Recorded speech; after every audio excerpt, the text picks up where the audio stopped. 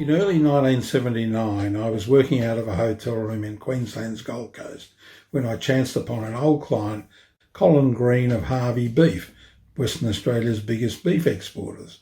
He invited me for dinner, which I declined, but at 9 o'clock the phone rang and it was Colin saying, "This is silly, you have to eat." As I'd nearly finished what I needed to do, I joined him downstairs in the restaurant, and during dinner he explained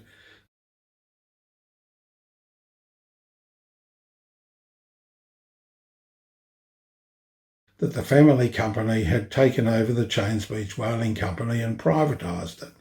It had recently closed because it was seen to be unviable because of shrinking demand for product and environmental pressures and other commercial realities. And I asked what he'd done with it.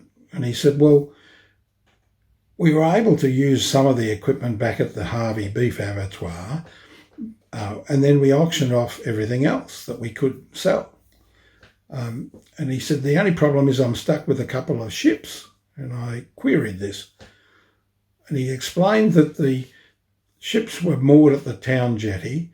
The successful tenderer had a condition in the contract to say that if they couldn't get heavy-duty equipment onto the town jetty to be able to cut the ships up and take it away as scrap, then they could rescind the tender. Lo and behold, the barnacles have eaten the pylons and the jetty's unsafe, and the ships were returned to the Green family.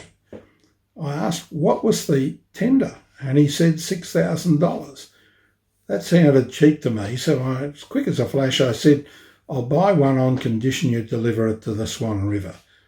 He was incredulous and said, what are you going to do with this? And I said, well, actually, he said, I will get somebody to donate the $6,000 to the foundation I then chaired.